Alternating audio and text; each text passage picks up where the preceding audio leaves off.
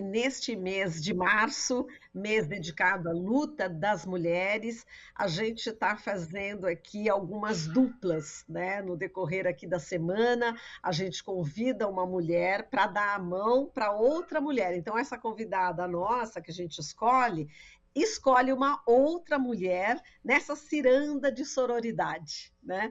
E a gente escolheu agora, nesta sexta-feira, na semana aqui em que a gente comemorou o Dia Internacional da Mulher, dia 8, escolhemos aqui a Isabel Luiza Piragibe, professora aposentada, psicóloga clínica e acupunturista, instrutora de Tai Chi Chuan, ativista da Marcha Mundial de Mulheres e do coletivo Emanas Rede Feminista da Zona Leste de São Paulo. Ela foi uma das primeiras mulheres a integrar o grupo Promotoras Legais Populares. Isabel convidou a Andréia Fernanda do Nascimento, ativista da Marcha Mundial das Mulheres. Temos aí uma dobradinha, né?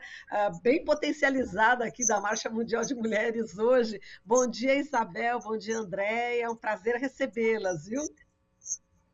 Bom dia a todos e a todas que nos ouvem e nos assistem. É com muito orgulho que eu agradeço o convite de vocês. Bom dia, Andréia. Oi, Andréia, não sei se ela... Queria te agradecer o convite. Acho que está picotando um pouquinho o celular da Andréia. Acho que agora deu, estava meio congeladinho. Tudo bem, Andréia? Oi, tudo bem? Congelou aqui, eu vi. Tá certo, mas agora tá tudo tranquilo. Bom, a gente tem... A Isabel, ela estava me contando o seguinte, seria interessante a gente falar sobre a luta das mulheres de duas gerações, né? Então, a Isabel, que tem 73 anos, e a Andréia, que tem 50. Então, temos aí duas gerações de mulheres aí na luta por direitos há tantos anos. E eu vou começar aqui com a Isabel. Isabel, conta pra gente como que se deu, né, o teu despertar para a luta das mulheres. Exatamente em que momento isso se deu? E por que você escolheu a Andréia também? Ah, tá bom. Vou tentar resumir rapidinho. Eu sou de uma família que com 20 anos eu tinha um namorado que era de família comunista. E aí, a década de 60, da ditadura, eu não entendia muito bem quando eu estudava, quando sumiam os professores desaparecidos e tal. E aí, de lá para cá, no ativismo político, eu comecei a me questionar a questão das mulheres, né? Que papel é esse de ter filha, de ter que trabalhar fora, de ter que estudar e ter que arcar com um mundo de coisas com tripla jornada de trabalho? Então, na década de 90, eu conheci a União de Mulheres e eu me encontrei como mulher e como protagonista. Até fiz parte também no governo sobre verdade, memória e justiça da Clínica do Testemunho, porque eu sou psicóloga também, sou professora aposentada, né? E psicóloga atuante, atendo mulheres em situação de violência. E aí, de lá para cá, entrei por volta de 2000 na Marcha Mundial de Mulheres. Em 2003, eu fui candidata pelo Partidão, Partido Comunista Brasileiro. Fui candidata junto com o Walter Canoas, candidata à prefeitura. De lá para cá, entre buscar sobrevivência, lutando para ganhar o pão de cada dia e a luta das mulheres, eu não parei mais. Então, essa luta se intensificou no Fica Dilma, né?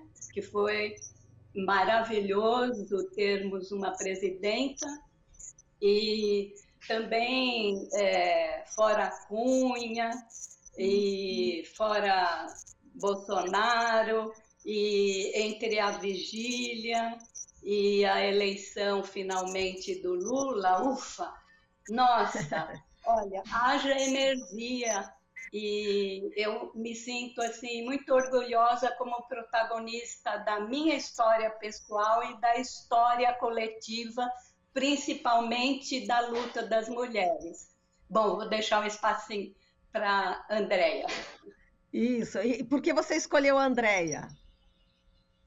Eu escolhi a Andréia porque, assim, ela é uma mulher muito questionadora, tem uma história linda, de lutas, de sobrevivência, de militância, por aí, né? Aí ela vai falar, e ela questiona tudo e a todos.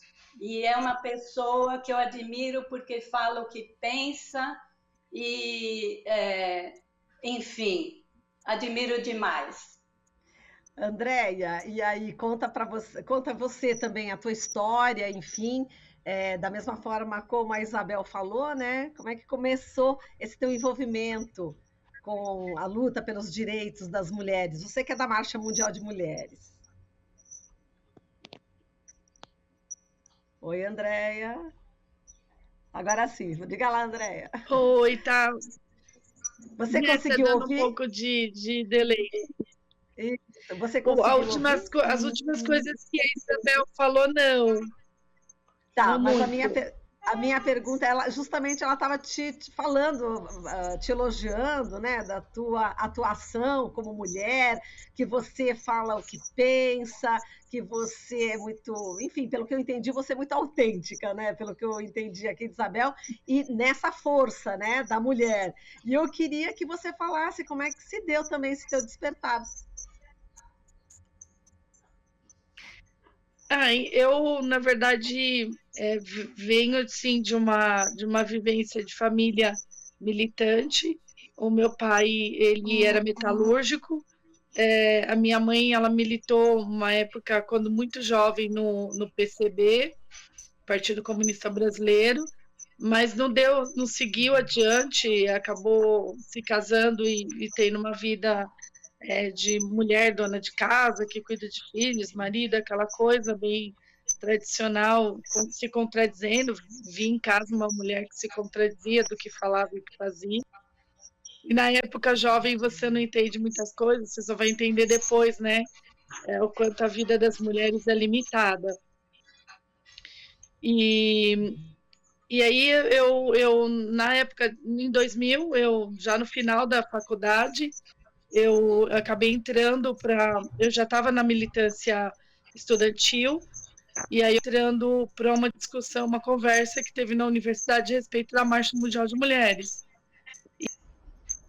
E voltei mais. E eu não voltei mais porque eu não dava conta, eu estava com outras lutas, envolvida em outras lutas, eu não dei conta. Só que a Associação de Mulheres da Economia Solidária e Feminista, participando já tem 5 anos, e através dessa luta eu voltei para a Marcha Mundial de Mulheres, só que de uma forma muito mais propositiva, né? Que era o que eu não tinha quando era muito jovem, porque eu estava num outro momento, né? E foi muito importante isso para mim, porque eu passei a olhar para minha mãe, que já está morta. Minha mãe morreu, eu era muito novinha, e o meu pai também, para situações que a gente vivia em casa, que era de muita contradição e violência, e eu comecei a olhar para a situação dela de uma outra maneira, com uma outra ótica. Foi um despertar para mim muito, muito diferente, porque todo mundo sempre acha que as mulheres que vêm de uma história de politizada, elas estão salvas, né, de muitas coisas, elas estão esclarecidas, e aí elas não vão viver situações. Mulheres que estão à frente de outras mulheres, não. A gente não tem essa consciência só porque vem dessa vivência. Eu tenho 17 anos, e por mais que eu passe tudo isso para ela de experiência, ela vai ter a experiência dela e a leitura do ser mulher muito diferente da minha, porque a geração dela é outra, né? Eu esperei mais para ser mãe, me espelhando na minha mãe, que foi mãe há quase com 19 anos de idade, eu fui aos 33. Então, eu tentei mudar algumas coisas na minha vida e na minha história e tentei não me contradizer tanto quanto minha mãe, né? E menos condená-la por isso, né? Porque você é jovem, você é implacável com os pais e com as mães, né? Então, ser militante, e a minha filha é militante desde a minha barriga, como da minha mãe, não livra a gente de passar pelas coisas que as nossas mães passam. Então, isso para mim me move todo dia. Então, todo dia, como mulher, eu me vejo. Eu me vejo como mulher todos os dias. Sim. Eu me revejo, inclusive. Não só me vejo, como me revejo. Né? Eu vou aprendendo a ser mulher todos os dias. Então, a marcha através da AMISOL me liberta todos os dias da mulher que a gente é culturalmente para a mulher que a gente vai se forjando na luta e na vivência de vida e leitura de vida que a gente faz. É isso. Exato. Obrigada, Andréia. Isabel, a Andréia está trazendo aqui uma questão que é muito importante, que, por exemplo, as mulheres que já são politizadas, que estão na luta, que têm consciência dos direitos, ela disse que não estão livres de passar situações, né, onde elas podem ser vítimas, né, de violência. E você é psicóloga. Eu imagino na sua carreira toda o quanto você deve ter atendido mulheres, enfim, com esse perfil, não é? Inclusive mulheres que são vítimas também de homens que são politizados e que têm uma atuação também progressista. A gente vai tocar num ponto bastante delicado, mas eu acho que é importante, pela tua experiência, você falar nesse momento, Isabel. Bom, eu queria reiterar aqui que eu admiro muito a minha amiga, companheira guerreira, pela autenticidade, pela criatividade, por enfrentar junto com as mulheres e até de questionar. Mas voltando à questão de atendimento a mulheres em situação de violência, eu atendi vários casos, né? Aqui nessa sala do consultório, que é onde eu construí assim, o meu consultório há mais ou menos 35 anos, eu já atendi assim, casos assim, muito que eu precisei até de supervisão, mesmo já tendo uma experiência. São casos pesadíssimos, de horrores mesmo. E um caso que me sensibilizou muito, eu acho que é importante a gente trazer a público, a luta que às vezes é muito solitária de algumas mulheres, mesmo dando as mãos para as outras. Atendi um caso, eu não vou citar nomes, claro, eticamente, onde essa mulher era sindicalista, o marido também, um sindicato muito importante para a classe das mulheres, e ela sofreu violência, apanhou e pressões, enfim. E aí foi muito difícil, porque no nosso meio, as amizades e a mulher que assim, tem um companheiro, acaba sendo amizades de militância. E aí, como que essa mulher pôde se desvencilhar desse meio onde algumas mulheres que eu acho que pensam como os machistas, deixa para lá, fica assim, ela vai conseguir sobreviver, porque eu busquei ajuda de supervisão técnica na área de psicologia clínica e busquei ajuda das militantes, que é assim o essencial, que luta muito, que não tem uma formação acadêmica. E eu, em alguns momentos, eu confesso que eu me senti solitária junto, né, a essa mulher, porque teve um dia que eu acordei e pensei, será que ele matou ou ela se suicidou?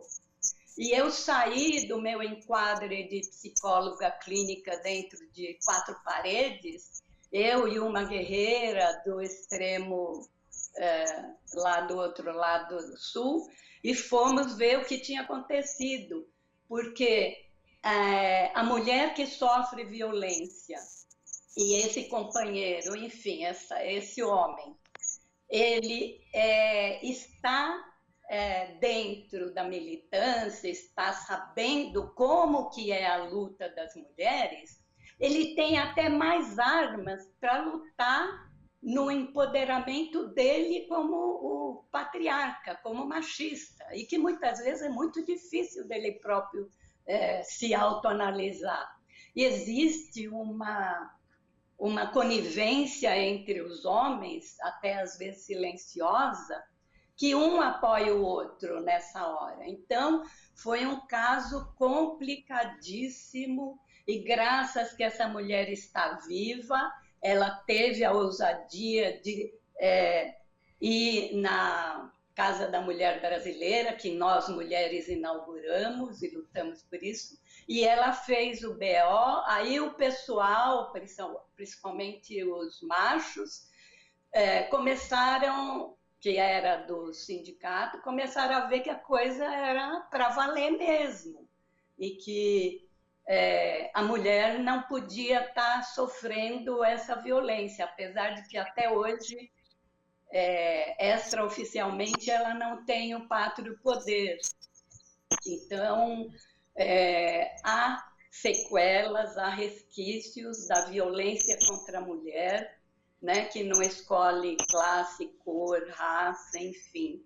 E aí isso é muito difícil de enfrentar, porque a luta das mulheres, a luta da marcha, uma das principais é lutar no enfrentamento contra a violência contra a mulher, né? E aí nós deveríamos ser proprietárias do nosso próprio corpo e decidir, porque a gente teve um retrocesso de quase 70 anos, onde até juridicamente, pelo Código Penal, a mulher teria direito, e foi negado, como saiu aí nas reportagens, né? Que, imagina, um médico pedir autorização para um aborto de um feto anencéfalo. Então, o direito ao nosso corpo é uma outra bandeira que nós nunca vamos deixar de lutar. Isso fora as questões de enfrentamento a violências, violência política, violência patrimonial, violência física, violência psicológica, né?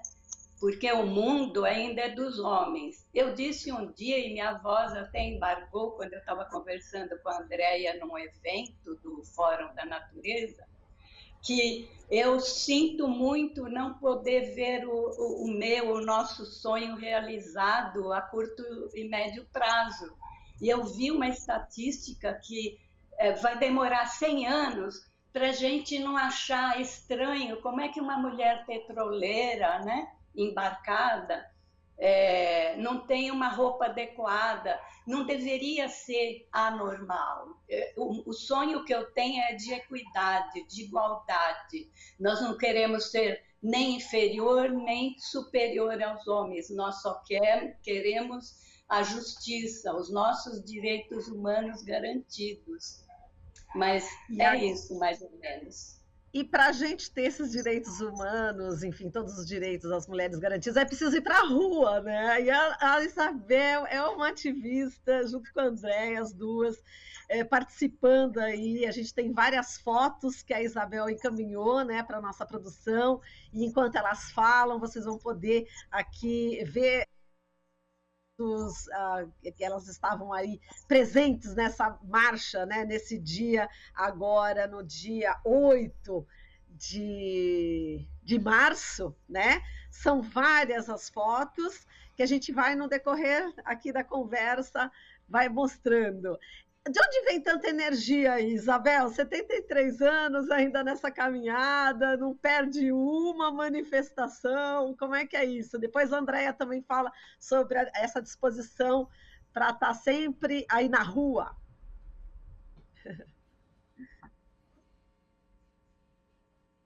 depressão quando eu pisei no chão mesmo e vi que a pandemia era para valer, e eu fiquei assim muito isolada, e me fez muito mal esse isolamento, porque eu queria, deixa eu apagar aqui, eu queria estar com todas. E aí, quando em 2022 a gente teve um 8 de março assim, não tão assim como todas militantes queríamos, eu me encontrei e sem poder abraçar, eu chorei. Eu chorei de emoção, porque isso é minha vida. Eu adoro meditar, eu adoro relaxar, mas adoro também estar junto com as mulheres. E a Andréia, ela conseguiu, na época da pandemia, fazer assim 1000 coisas através da Mesol e do trabalho dessas mulheres guerreiras. Ela conseguia estar em vários lugares e eu assistia essa luta, porque muitas de nós, não eu, mas outras mulheres, lutaram durante a pandemia e se arriscaram. Nós temos companheiras que ficaram contaminadas, que têm sequela. Nós temos companheiras que nessa luta, como a Helena, que faleceu há 2, 3 anos atrás, a Maria, do fundão da ZL de Cidade Tiradentes, que não por causa do Covid, que faleceram. Então, nós temos memórias, nós temos mulheres que nos inspiram. E a Andréia, eu lembro que eu assistia fazendo um monte de coisas assim, inclusive máscaras, não é, Andréia? Diga lá, Andréia, a sua participação aí nas marchas. Fizemos máscaras. Como é que foi nesse dia 8, né? Que a gente pode mostrar aí algumas, enfim, fotos, né? Que a Isabel mandou das marchas, desse último dia 8 agora. Diga lá, como é que foi? Não sei se congelou. Então, eu estava aqui, Isabel, né? Eu tive Covid 4 vezes, tomando todos os cuidados e mesmo assim a gente acabou sendo contaminada. Fui contaminada a primeira vez e nas outras com a vacina. A primeira vez foi aquela terrível que todo mundo tinha muito medo.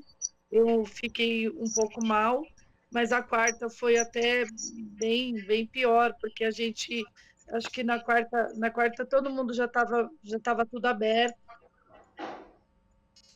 Apesar da insegurança, usando máscara em alguns lugares mais cheios, eu não perdi o costume de usar a máscara na condução. Mesmo assim, a gente pega, né? Eu peguei, até em casa mesmo, ficando em casa, e quem vai para a rua traz para casa. E foi um momento muito, muito ruim, muito terrível. A gente foi para a rua, a gente militou justamente por conta disso, porque não se falava, né? Era o governo que não falava da pandemia, que tratava a pandemia como gripezinha. Então, muitas de nós estávamos na rua manifestando sobre isso também. E são 4 anos de resistência. Esse governo genocida, esse governo fascista, tinha como fazer de casa online. A gente precisou ir, inclusive, para preservar a saúde desses companheiros que estão lá. A gente indo para a rua foi mentalmente, a saúde mental ficou muito abalada. E aí eu fico imaginando a Isabel, guerreira, do jeito que ela é, e o quanto para ela é muito mais dolorido. Muito isso, não podendo nem botar a cara para a rua. Então ela via a gente lá, e aí ela se manifestava e mantém intacta. A gente até brinca que ela faz a acupuntura dela, e aí ela acaba fazendo várias coisas que mantêm ela no equilíbrio emocional muito bom, entendeu? Apesar de todas essas dores e tudo que a gente passou, né? E a gente lá na rua vendo muita coisa acontecer, foi muito triste. Perdemos companheiras também da Mesol, que morreram em consequência do Covid. foi muito triste, os companheiros que estavam com você, né, uma vez por semana em reunião, mas uma vez por mês nas feiras, falecendo sem vacina, sem conseguir respirar. A gente teve sequela mesmo, ela tem sequela, e foi realmente muito triste. E não poder encontrar as companheiras, não poder abraçar, porque mesmo que a gente ia pra rua, e a gente ia pra rua, já ficava juntas, mas não se tocava. E foi muito triste isso, estar presente, não poder se tocar. E não ver, nem ver as nossas companheiras que não podiam sair, como o caso Bel. E foram anos em que a gente militou e a gente se viu à distância. E a gente teve que lidar com isso. E estamos lidando até hoje, né? Está muito difícil ainda, mentalmente. A saúde mental de todas ficou muito abalada, né? Não só das perdas, mas por todo esse distanciamento, né? Porque a gente sempre teve o costume de se abraçar. A gente viu sendo. A gente sempre esteve muito grudado umas nas outras, e no outros a gente se encontrava para fazer outras lutas. E poder ter esse fato realmente difícil. Quando abriu, eu lembro até hoje que a gente teve uma manifestação desses do Bolsonaro. E aí abriu e a gente não precisava nem estar com a máscara, mas estava. Eu lembro que a gente viu, assim, eu vi algumas companheiras e a gente deu um passo e ficou parado olhando uma para a outra, assim. E aí eu lembro hoje que uma das companheiras falou assim: ai, chega, né? Vem cá, dá aqui um abraço. E a gente ficou, e a gente ficou emocionada, chorou, e foi um... Era louco isso, a gente se via, viu, Isabel? E a gente não se abraçava, não. A gente não se tocava, então era muito horrível se ver e não se abraçar. E aí a gente pôde fazer isso, foi reconfortante. Olha, mulheres fortes deste Brasil. Eu fui com ela no Fórum Popular de Natureza. Deixa eu falar uma coisa para vocês. O nosso tempo está esgotado, infelizmente, mas foi um prazer enorme falar com vocês duas gerações de mulheres batalhadoras, lutadoras da Marcha Mundial de Mulheres, a Isabel Luiza Piragibe e a Andréa Fernanda do Nascimento. Beijo. Eu só queria dizer rapidinho. As fotos são de várias companheiras, inclusive da Marta Baião, tá bom? Que é ela que nos forneceu. Ah, que ótimo, querida. Muito obrigada, viu? Um beijo para a Isabel e para a Andréia. Até mais. E força aí na luta. Nossa, eu que agradeço. Beijinho. Tchau, tchau. Você acabou de ouvir Jornal Brasil Atual. Movimentos sociais, política, direitos humanos, economia, mundo do trabalho, cultura e prestação de serviço. Jornal Brasil Atual. As notícias que os outros não dão.